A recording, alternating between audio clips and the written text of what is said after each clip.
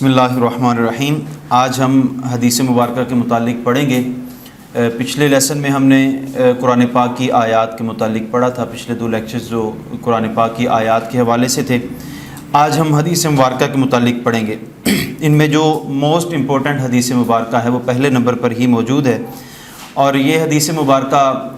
तकरीबन हर हदीस की किताब के अंदर हमें ज़रूर मिलती है।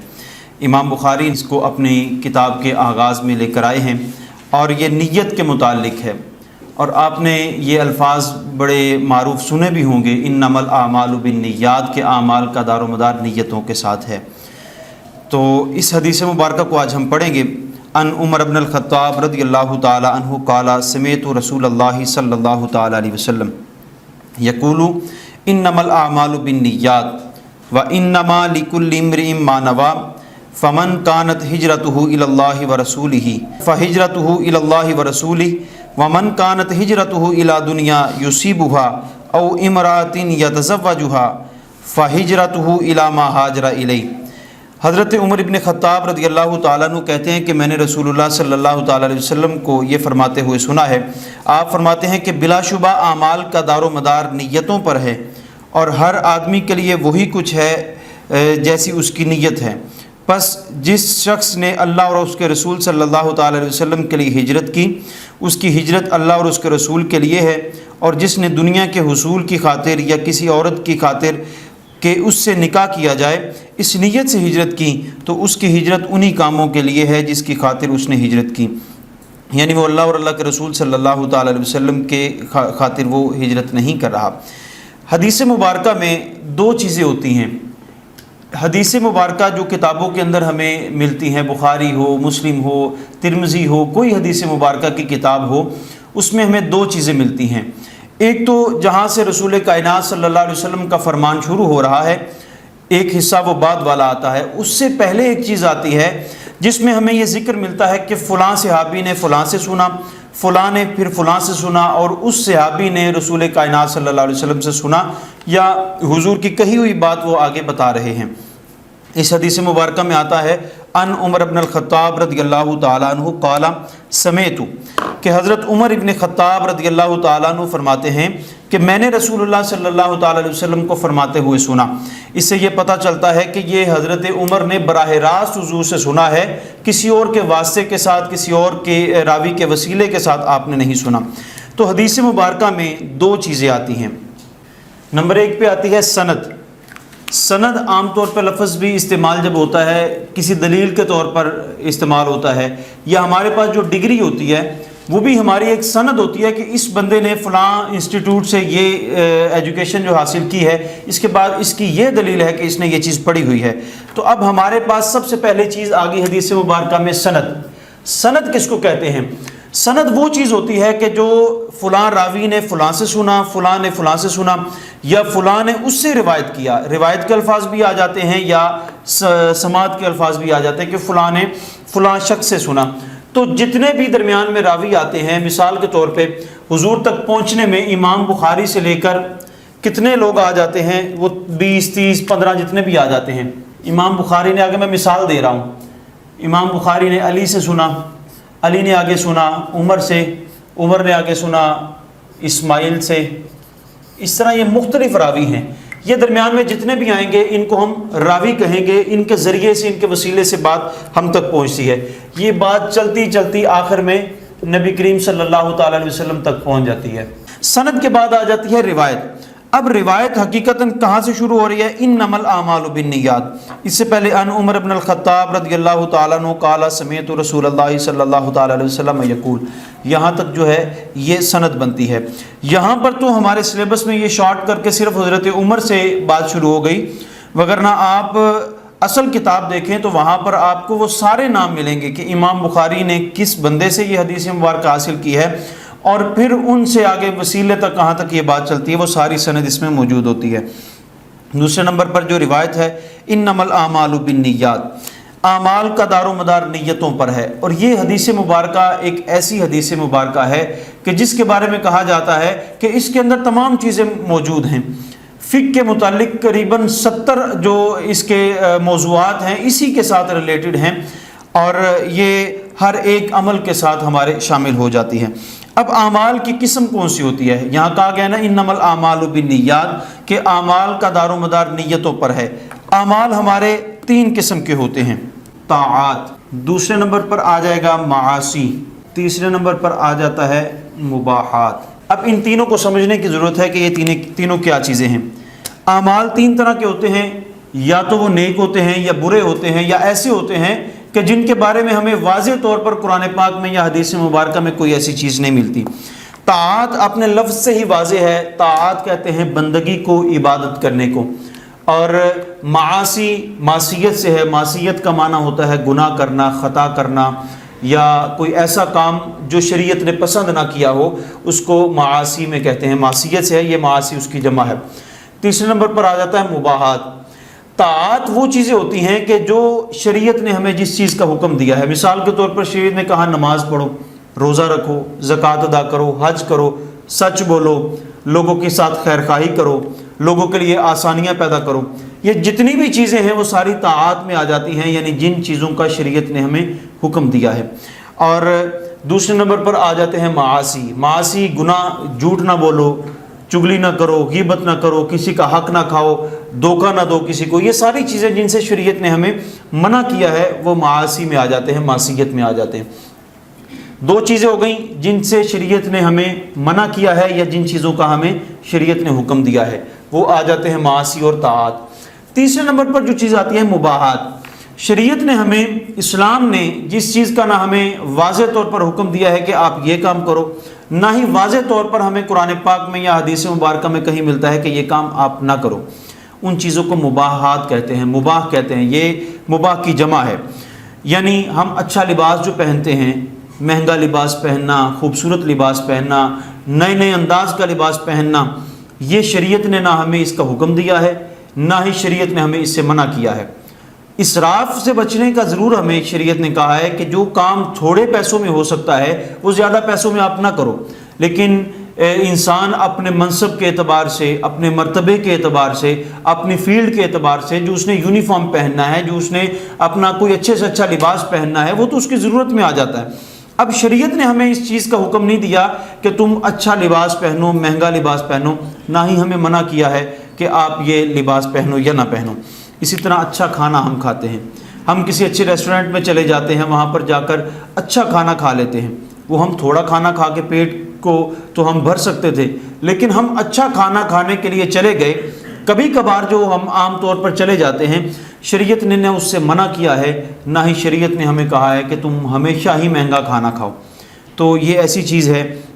کہ شریعت نے نہ اس کا ہمیں حکم دیا ہے، نہ اس سے منع کیا۔ تو ایسی چیزیں ہوتی ہیں مباحات، یعنی جن چیزوں کا شریعت نے کوئی خاص حکم ہمیں نہیں دیا کہ آپ اس طرح کرو یا اس چیز سے رک جاؤ، اس چیز کو مباح کہتے ہیں۔ اب 3 چیزیں ہو گئیں، ایک ہو گئی طاعات، دوسرے نمبر پر معاصی، تیسرے نمبر پر مباحات۔ وہ اعمال جن کا شریعت نے ہمیں حکم دیا ہے، وہ اعمال جس سے ہمیں منع کیا ہے، اور وہ اعمال جن کے بارے میں واضح طور پر کوئی ہمیں حکم نہیں ملتا، لیکن ہم اگر وہ کر لیں تو کرنے سے ہمیں ثواب مل جاتا ہے، اگر ہم نہیں کرتے تو ہمیں ایک یہ دوسری تعریف اس کی یہ بھی ہو سکتی ہے کہ مباح عمل وہ ہوتا ہے کہ جس کے کرنے سے ہمیں ثواب ملے، نہ کرنے سے ہمیں گناہ نہ ملے، تو یہ ایک دوسری تعریف بھی اس کی ہو سکتی ہے۔ اب جو نیت ہے، نیت کا تعلق 2 چیزوں کے ساتھ ہے، ایک ہو جائے گا طاعات، دوسرا ہوگا مباحات۔ نیت کا تعلق ان 2 چیزوں کے ساتھ ہے، اس کے ساتھ نیت کا تعلق نہیں ہوگا۔ نیت کا تعلق یا تو حکم جس کا دیا ہے اس سے ہو سکتا ہے، یا اس چیز سے ہو سکتا ہے کہ جس سے شریعت نے کوئی خاص واضح طور پر ہمیں حکم نہیں دیا۔ مثال کے طور پر انسان کوئی نیک عمل کرتا ہے، وہ نیک عمل ہمیں واضح طور پر حدیث مبارکہ میں یا قرآن پاک میں نہیں ملتا کہ تم یہ کام کرو، فلاں علاقے میں چلے جاؤ اور وہاں پر سیلاب آیا ہوا ہے، یا فلاں علاقے میں زلزلہ آیا ہے، وہاں کے لوگوں کی تم مدد کرو۔ مدد کرنے کا حکم ہمیں ضرور ملتا ہے، لیکن جہاں پہ ہمیں یہ پتہ چلے کہ تم سفر کر کے جاؤ، فلاں علاقے میں جا کر تم فلاں بندے کی مدد کرو، تو واضح طور پر شریعت نے ہمیں اس چیز کا حکم نہیں دیا، لیکن ہم کریں گے، اس کا اللہ تعالیٰ ہمیں اجر عطا فرمائے گا۔ اور جو بھی ہم عمل کریں گے وہ عمل نیت کے ساتھ خاص ہوگا کہ نیت اگر اچھی ہے تو اس کا ثواب ملے گا، وگرنہ اگر ہم نیک عمل بھی بری نیت کے ساتھ کریں گے تو اس کا ہمیں اجر نہیں ملے گا۔ یہی اس حدیث مبارکہ کا مفہوم ہے کہ اعمال تو انسان کرتا ہے، لیکن وہ اعمال جن کے ساتھ اچھی نیت شامل ہو جاتی ہے اس کا اللہ تعالیٰ اجر عطا فرما دیتا ہے۔ اور نیت ایک ایسا طاقتور ہتھیار ہے، اور یہ ایک ایسا ہمارے لیے اللہ تعالیٰ کی ایک رحمت کا ذریعہ ہے کہ جو انسان نیت ہی کر لیتا ہے، وہ بے شک عمل نہیں بھی کرتا، اس کو نیت کا ثواب مل جائے گا، بشرطے کہ اس کی نیت میں اخلاص ہو۔ یہ نہیں کہ بس دل میں سوچ لیا کہ میں یہ کام کروں گا اور حقیقت میں اس کی نیت مراد نہیں تھی۔ دل اور دماغ جس چیز پر اکٹھا ہو جائے اس کو نیت کہتے ہیں، یعنی انسان کے ذہن میں کوئی خیال آیا، اس خیال کو دل میں انسان لے جاتا ہے اور دل میں راسخ ہو جاتا ہے کہ میں واقعی یہ کروں گا، اور اس کا دل اس کام کو کرنے کے لیے رضامند بھی ہو، تو دل اور دماغ جس جگہ پہ جمع ہو جائیں وہ نیت کہلاتی ہے۔ اور نیت انسان کو وہ اعمال کرنے پر بھی ثواب ملتا ہے، اور اگر انسان عمل نہیں بھی کرتا تو پھر بھی اس کا ثواب ملتا ہے۔ حدیث مبارکہ میں آتا ہے ایک بندہ جب کسی نیک عمل کی نیت کر لیتا ہے، بشرطے کہ وہ مسلم ہو، وہ نیت کرتا ہے تو اس کو نیت کرنے کا ثواب ایک نیکی کا مل جاتا ہے۔ جب وہ نیکی کر لیتا ہے تو اس کو اس کا دوہرا ثواب مل جاتا ہے، لیکن اگر وہ عمل نہیں کرتا تو ایک ثواب جو اس کو ایک نیکی کا ملا تھا وہ اس کا قائم رہے گا۔ تو یہ ہے نیت۔ نیت کا تعلق معاصی کے ساتھ نہیں ہو سکتا، معصیت کے ساتھ نہیں ہو سکتا، گناہ کے عمل کے ساتھ نہیں ہو سکتا کہ ایک بندہ چاہے کہ میں برا عمل کروں اور برے عمل کے ذریعے آگے ایک نیکی کی نیت کر لوں۔ جیسے کہ ایک بندہ چوری کرتا ہے، مال کو چوری کرتا ہے، شریعت نے اس کا سختی سے منع کیا ہے کہ تم چوری کا مال استعمال نہ کرو،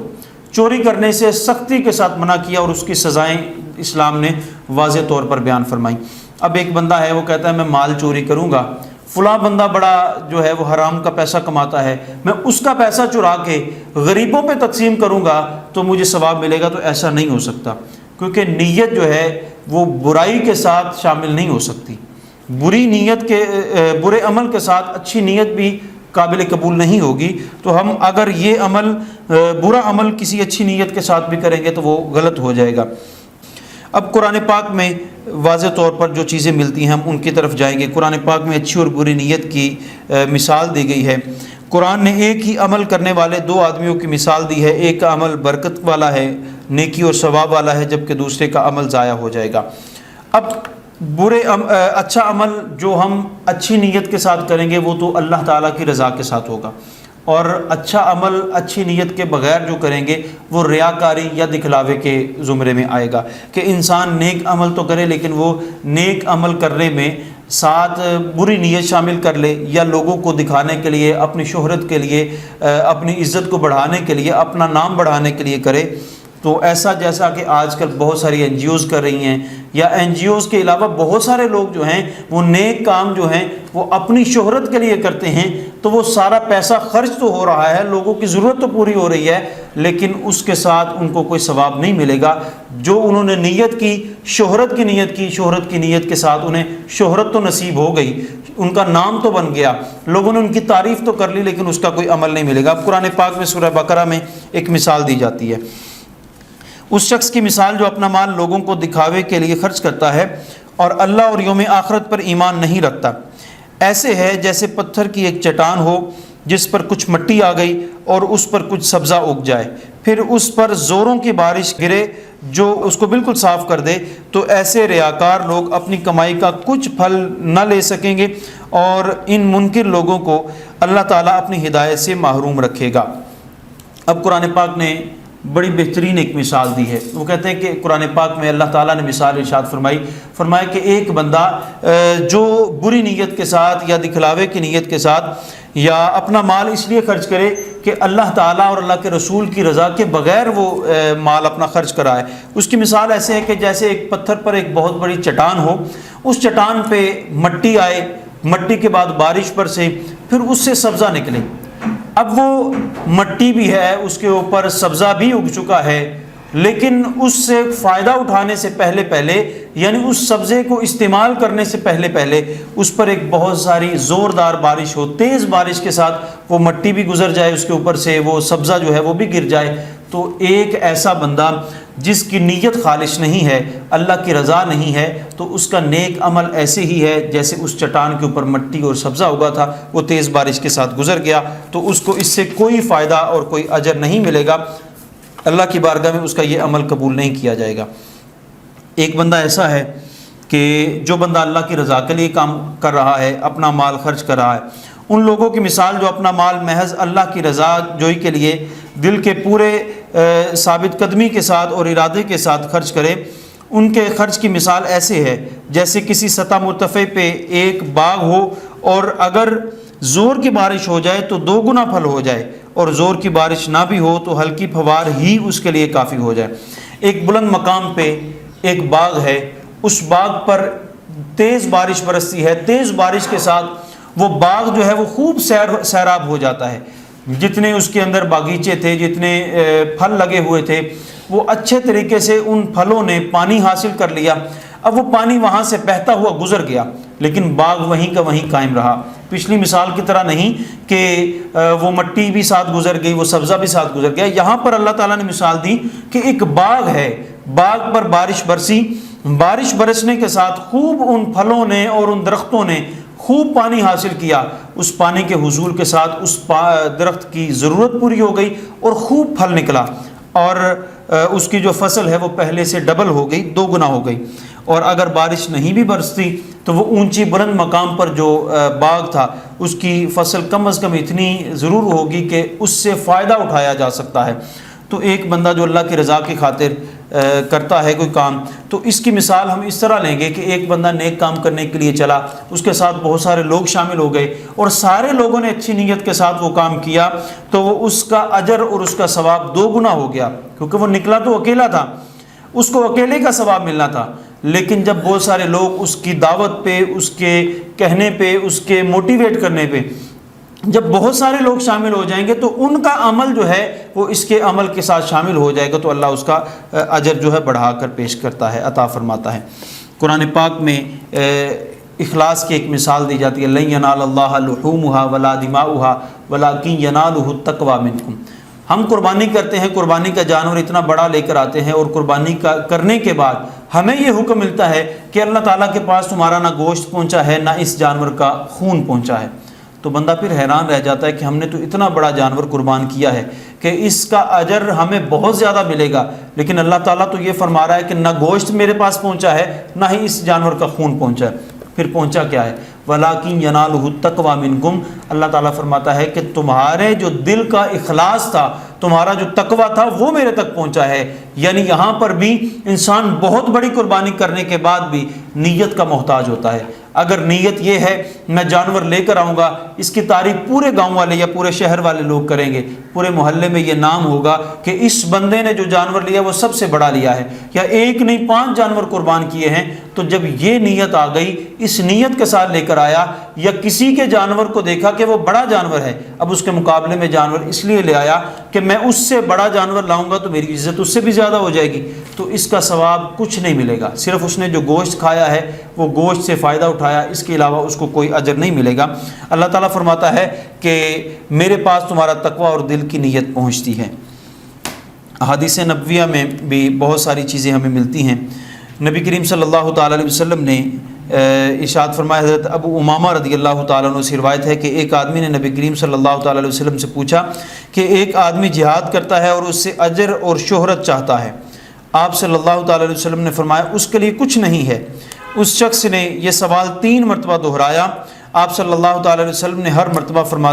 ارشاد فرمایا کہ اس کے لیے کوئی اجر و ثواب نہیں ہے۔ پھر آپ صلی اللہ تعالیٰ علیہ وسلم نے فرمایا کہ اللہ تعالیٰ کے ہاں وہی عمل قابل قبول ہے جو خالص اللہ تعالیٰ کے لیے ہو اور اس کی رضا اس سے طلب کی جائے، صرف وہی عمل قبول کیا جائے گا۔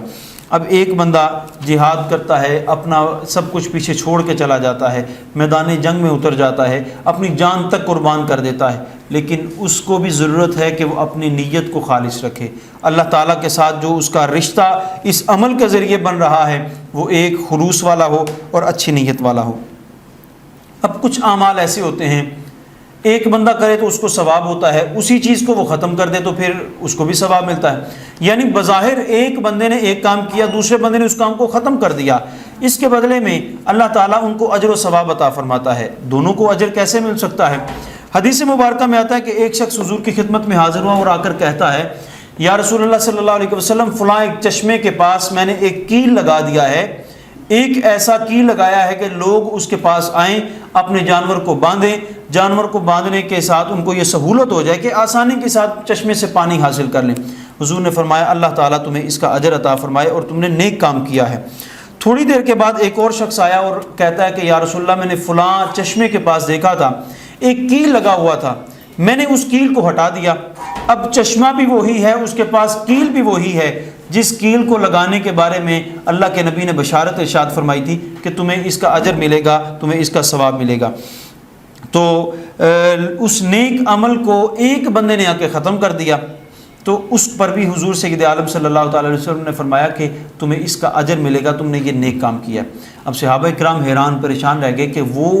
کیل لگانے والا وہ ٹھیک تھا یا جس نے کیل ہٹایا ہے وہ ٹھیک ہے؟ ایک بندے نے اس نیت کے ساتھ لگایا ہے کہ لوگ آ کر جانور باندھیں گے، دوسرے بندے نے اس کو اکھاڑ دیا ہے، اب دونوں ثواب کیسے حاصل کر سکتے ہیں؟ تو حضور نے ارشاد فرمایا کہ اس سے نیک عمل جو ہے اس میں نیت جو ہے وہ معتبر ہوگی۔ یہ دو اعمال آپس میں مختلف ہیں، یعنی ایک نے ایک کام کیا، دوسرے نے اس کو ختم کر دیا، لیکن ان کی نیت مختلف تھی۔ لگانے والے نے اس لیے کیل لگایا کہ اس کے بدلے میں اللہ تعالیٰ مجھے نیک کام کرنے کا ثواب عطا فرمائے گا اور لوگوں کو سہولت اس سے ہوگی۔ دوسرے بندے نے کیل اس لیے ہٹا دیا، اس کی نیت یہ تھی کہ لوگوں کو کہیں اس سے اٹکنے کی وجہ سے، اس کے ساتھ لگنے کی وجہ سے کوئی گر نہ جائے، تو اس وجہ سے اس نے وہ اکھاڑ دیا کہ رسول کائنات صلی اللہ تعالی علیہ وسلم نے فرمایا کہ لوگوں کے لیے خیر کا کام کرو، اس نے یہ خیر کا کام کیا۔ اب حضور نے دونوں کو بشارت ارشاد فرما دی کہ دونوں نے نیک عمل کیا ہے۔ اب دکھاوے کا کام کرنا، ریاکاری جس کو کہتے ہیں، روز قیامت اللہ تعالیٰ کی بارگاہ میں ایک شخص آئے گا، وہ شہید ہو کر اس دنیا سے گیا ہوگا، اس کی موت جو ہے وہ شہادت کے سبب ہوگی۔ اب اللہ کی بارگاہ میں جب وہ پہنچے گا تو وہ اپنے اعمال گنوانا شروع کرے گا اور یہ کہے گا کہ میں نے یہ نیک عمل کیا ہے اور میں نے یا رب العالمین تیری خاطر میں نے اپنی جان قربان کی ہے۔ اب اللہ تعالیٰ ارشاد فرمائے گا تو نے یہ نیک عمل تو کیا تھا، تو نے میری خاطر جان نہیں قربان کی تھی، بلکہ تو نے تو اپنی شہرت کے لیے، کہ لوگ کہیں گے کہ یہ بڑا بہادر ہے، بڑا توانا ہے اور یہ بہت بڑا جنگجو ہے، تم نے تو اس نیت کے ساتھ یہ کام کیا تھا۔ تو اللہ تعالیٰ اس کے عمل کو ضائع فرما کے، اس کے اعمال کو اس کے منہ پہ مار کے اس کو جہنم میں ڈال دے گا۔ تو اس بندے نے تو نیک کام کیا تھا، اللہ کے دین کی خاطر وہ اس بیان دے رہا تھا کہ میں نے تیرے دین کی خاطر شہادت حاصل کی ہے، لیکن اللہ تعالیٰ فرمائے گا میں تمہارے دل کی نیت کو جانتا تھا، تمہارے دل میں جو بات موجود تھی وہ مجھ سے پوشیدہ نہیں تھی، میں جانتا تھا کہ تو نے اپنی شہرت کے لیے اور بہادری کو ظاہر کرنے کے لیے یہ کام کیا ہے، اس لیے یہ عمل تمہارا ضائع ہو جائے گا۔ ایک عالم دین سیکھتا ہے، دین کی تعلیمات حاصل کرتا ہے، دین کی تعلیمات حاصل کرنے کے بعد اس کی نیت یہ ہو جاتی ہے کہ اس سے مجھے شہرت ملے گی،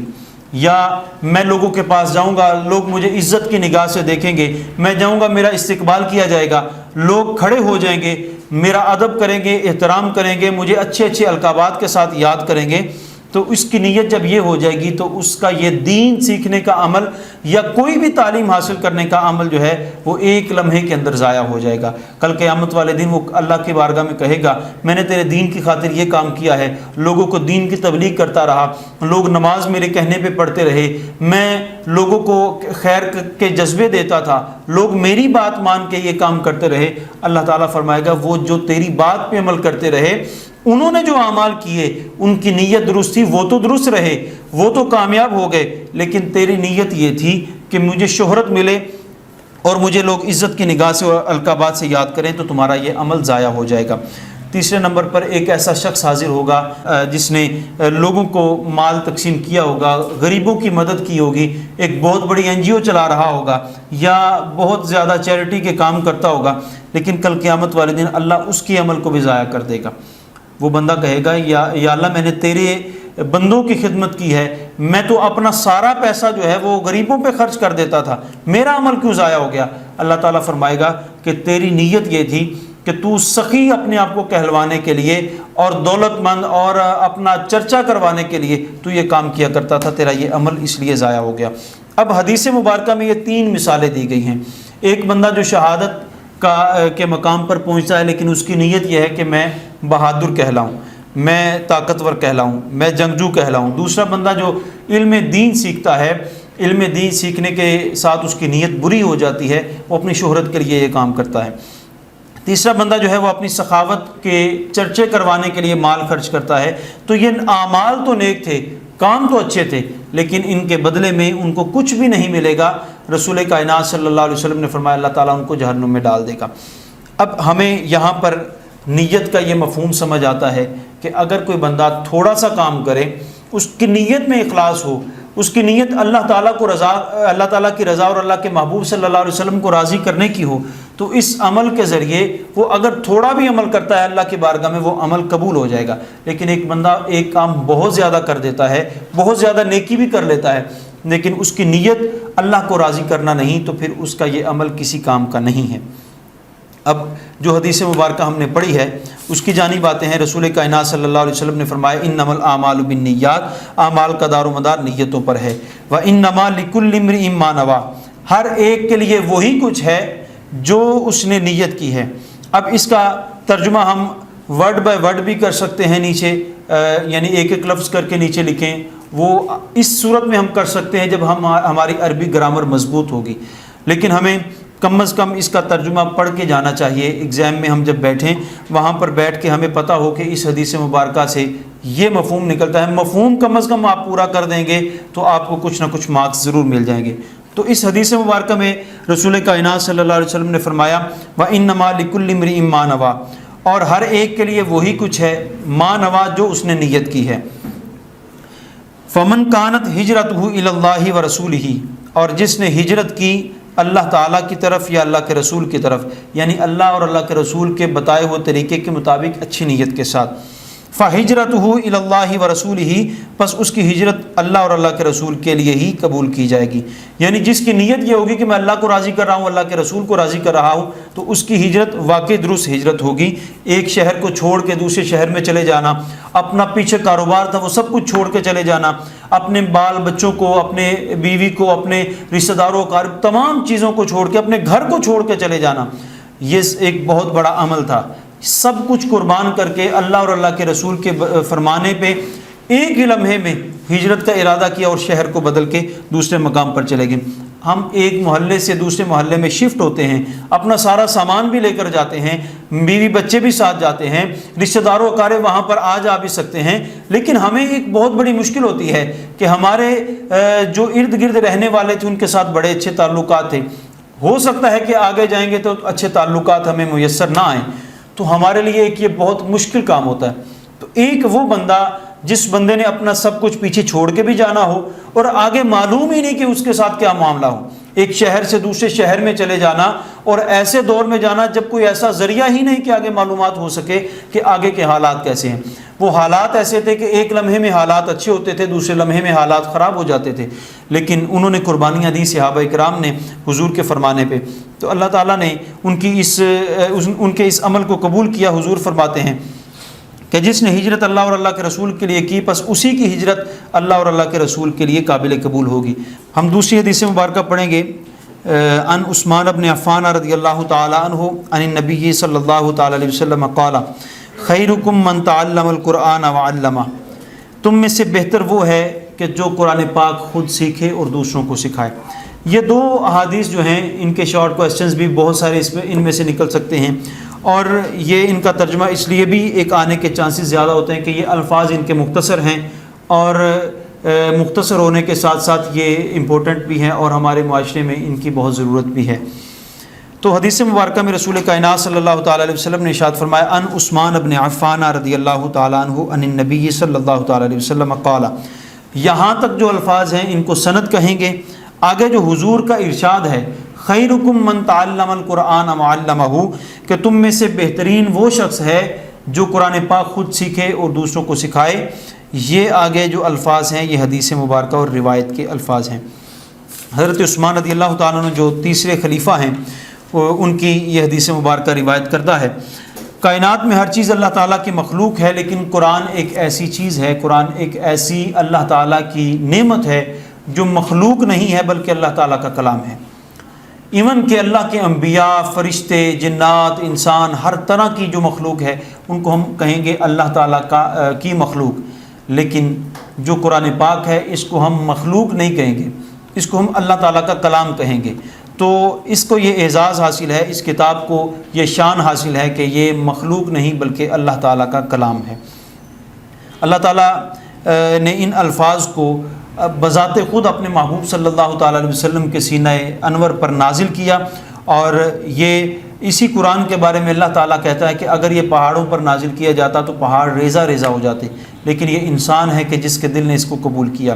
وہ انسان بھی کوئی عام انسان ہوتا تو شاید بلکہ یقیناً نہیں قبول کر سکتے تھے، لیکن اللہ تعالیٰ نے اپنے محبوب صلی اللہ تعالیٰ علیہ وسلم کے سینہ کو اتنا روشن فرمایا تھا اور اتنی طاقت عطا فرمائی تھی، اتنا قوی بنایا تھا، اور یہ اعزاز خصوصی طور پر عطا کیا تھا کہ اللہ تعالیٰ کا کلام براہ راست حضور کے سینہ پر نازل ہو رہا تھا، اور سینہ مصطفیٰ نے اس کو اپنے اندر محفوظ کیا ہے۔ تو قرآن پاک کی یہ شان اور یہ مقام ہے۔ جو انسان قرآن پاک کے ساتھ اپنا تعلق بنا لیتا ہے وہ معتبر ہو جاتا ہے۔ ہمارا یہ ماننا ہے کہ قرآن پاک کے ساتھ جس چیز کو نسبت ہو جائے، جس چیز کو تعلق ہو جائے، وہ قابل قدر ہو جاتی ہے، قابل عزت ہو جاتی ہے۔ قرآن پاک اللہ تعالیٰ نے انا انزلناہ فی لیلۃ القدر، لیلۃ القدر میں اس قرآن پاک کو نازل کیا، تو وہ رات عام رات نہیں ہوئی بلکہ قدر والی رات ہو گئی۔ اس کے بارے میں اللہ تعالیٰ ارشاد فرماتا ہے خیر من الف شہر، کہ وہ بہتر ہے 1000 راتوں سے۔ ایک رات ہے لیکن اس کے بدلے میں 1000 راتیں ہیں، اللہ تعالیٰ فرماتا ہے 1000 راتوں کے برابر نہیں بلکہ اس سے بھی بہتر ہے۔ تو یہ ایک رات جس میں قرآن پاک کی تکمیل ہوئی ہے، اس رات کو یہ اعزاز مل گیا کہ وہ تمام راتوں سے زیادہ افضل ہے۔ اب قرآن پاک تو 23 سال کے عرصہ میں نازل ہوا، 23 سال اور کچھ مہینے ہیں جن میں یہ قرآن پاک نازل ہوتا رہا، لیکن اللہ تعالیٰ نے یہ کیوں ارشاد فرمایا انا انزلناہ فی لیلۃ القدر؟ تو اللہ تعالیٰ نے قرآن پاک کو لوح محفوظ پہ ایک ہی رات میں نازل فرما دیا تھا، وہ لیلۃ القدر کی رات تھی۔ پھر ضرورت کے مطابق، ہر دور کے مطابق، حضور سید عالم صلی اللہ تعالیٰ علیہ وسلم کے معمولات کے مطابق اللہ تعالیٰ قرآن پاک کو نازل فرماتا رہا، اور ایک ایک کر کے آیات کو نازل کیا، بعض اوقات صورتوں کو بھی ایک ساتھ جمع کر کے نازل کیا۔ تو قرآن پاک کے ساتھ نسبت جس چیز کو ہو جائے وہ معتبر ہو جاتی ہے۔ جس قوم میں قرآن پاک کا احیاء موجود ہو، قرآن پاک کی تعلیمات موجود ہوں، وہ قوم معتبر ہو جاتی ہے، اور جس بندے کو قرآن پاک پڑھنے سے یا پڑھانے سے نسبت ہو جائے، تعلق ہو جائے، وہ بندہ عام لوگوں سے ممتاز اور معتبر ہو جاتا ہے، بشرطے کہ اس کی نیت اللہ تعالیٰ کو راضی کرنے کی ہو، مال و دولت کمانا غرض نہ ہو، اور اپنا نام بنانا یہ مقصود نہ ہو۔ اللہ کی رضا اگر مطلوب ہے تو وہ اللہ تعالیٰ کی رضا کی خاطر جو یہ عمل کرے گا، قرآن پڑھے گا پھر پڑھائے گا، اس کے بدلے میں اللہ تعالیٰ اس کو اجر عظیم عطا فرمائے گا اور عام لوگوں سے ممتاز کر دے گا۔ ایک انجینئر جس طرح کوئی چیز بناتا ہے اور اس کو بنانے کے ساتھ ایک کوئی چھوٹا سا کتابچہ ہوتا ہے، ایک گائیڈ بک ہوتی ہے۔ ہم کوئی بھی چیز خریدتے ہیں، ہم ایون کہ موبائل لیتے ہیں، موبائل میں بھی وہ بک ہوتی ہے۔ ہم کوئی چیز بھی خریدتے ہیں اس کے اندر وہ چیز موجود ہوتی ہے کہ نیا بندہ جب اس چیز کو خریدے اس کو یہ سمجھ نہ آئے کہ میں نے اس کو استعمال کس طرح کرنا ہے، اس موبائل میں سم کارڈ کیسے لگانا ہے، میموری کارڈ کیسے لگانا ہے، ہم نے نئی چیزیں کیسے اپڈیٹ کرنی ہے، سافٹ ویئر کیسے اپڈیٹ کرنا ہے، کیا کام کیسے کرنا ہے۔ آج تو یہ بچے کو پتہ ہے، لیکن وہ وقت جب یہ نئی دریافت ہوئی تھی چیز اور یہ ایک بالکل نئی چیز تھی تو لوگوں کو سمجھنے میں کافی مشکل تھی، تو اس وقت وہ بک کام آتی تھی۔ آج تو ہم موبائل لیتے ہیں، موبائل کے باکس میں وہ پڑی ہوتی ہے چیز، وہ بک اس وقت ہم نکالتے ہیں جب ہم بیچنا چاہتے ہیں موبائل، اس کے علاوہ ہمیں ضرورت نہیں پڑتی، لیکن اس کے اندر وہ ہر چیز موجود ہے جو اس موبائل کو استعمال کرنے کے لیے ہمیں ضرورت ہے، اور جس چیز کی ہمیں پریشانی ہونے والی ہے یا ہم جو نہیں سمجھ پائیں گے عام طور پہ، وہ اس کتاب کے اندر ضرور موجود ہوگی۔ اللہ تعالیٰ نے قرآن پاک کو اس لیے نازل کیا، اللہ تعالیٰ نے اس کائنات کو بنایا ہے، اس پوری کائنات کو سمجھنے کے لیے، اس کائنات کے اسرار و رموز کو جاننے کے لیے، اس کائنات کی پوشیدہ اور ظاہری چیزوں کو سمجھنے کے لیے، اس کائنات میں زندگی گزارنے کے لیے جو اصول، جو قوانین ہیں وہ ہمیں اسی کتاب سے ملیں گے۔ اللہ تعالیٰ نے کائنات کو تخلیق فرما کے، کائنات کی تخلیق کے بعد ہمیں ایک گائیڈ بک عطا فرمائی ہے کہ تم یہ پڑھتے جاؤ گے تمہاری زندگی بہتر ہو جائے گی۔ جیسے علامہ اقبال رحمۃ اللہ تعالیٰ نے بڑا خوبصورت کہا ہے کہ ہم جب تک قرآن کے ساتھ منسلک تھے، قرآن کے ساتھ ہمارا تعلق تھا، قرآن کے ساتھ ہماری نسبت تھی، تو تب تک ہم معاشرے میں ممتاز تھے، ہم وہ معزز تھے زمانے میں مسلمان ہو کر، ہم خوار ہوئے تارک قرآن ہو کر۔ علامہ اقبال کہتے ہیں کہ جب تک ہم قرآن پاک کے ساتھ اپنے آپ کو جوڑ کے ہم نے رکھا، اس کی تعلیمات کے مطابق چلتے رہے، تو اس کے بدلے میں اللہ تعالی ہمیں عزتیں عطا فرماتا رہا۔ پوری دنیا میں اسلام کا جھنڈا ہم نے بلند کر دیا جب قرآن کی تعلیمات کو ہم نے چھوڑ دیا اور قرآن کو صرف برکت سمجھ کے ہم نے اپنی الماری میں رکھ لیا، یا مسجد کی الماری میں وہ برکت کے لیے پڑا ہوا ہے، تو وہ برکت تو ضرور دے گا لیکن ہم اس سے کوئی زیادہ فائدہ نہیں اٹھا سکیں گے۔ وہ تب ہی فائدہ ہوگا کہ جب ہم قرآن کی تعلیمات پہ عمل کریں گے۔ تو قرآن پاک کو سیکھنا اور سکھانا جو ہے یہ ایک بہت بڑا عمل ہے۔ قرآن پاک کے ہمارے اوپر 5 قسم کے حقوق ہیں۔ پہلے نمبر پر حق ہے کہ اس کی ہم تلاوت کریں، تلاوت کے بعد دوسرے نمبر پر قرآن پاک کا علم حاصل کریں، قرآن پاک کو سمجھیں، تیسرے نمبر پر قرآن مجید نے ہمیں جو حکم دیا ہے اس پر ہم عمل کریں، چوتھے نمبر پر قرآن مجید کی تعلیمات کو آگے ہم پھیلائیں، صرف اپنے تک محدود نہ رکھیں۔ قرآن پاک کی حضور نے فرمایا اگر تمہیں ایک بھی آیت یاد ہے تو وہ دوسروں تک پہنچا دو۔ تو قرآن پاک کا ہمارے اوپر ایک حق ہے کہ ہم اس کو پڑھ کے عمل کریں اور دوسروں کو بھی اس کی تعلیم ضرور دیں۔ پانچویں نمبر پر قرآن مجید کے قوانین پر نہ صرف خود عمل کریں بلکہ ملک میں قرآن پاک کے قوانین کو نافذ کریں، جو قرآن پاک نے ہمیں تعلیمات دی ہیں ان کے مطابق ہم عمل کریں۔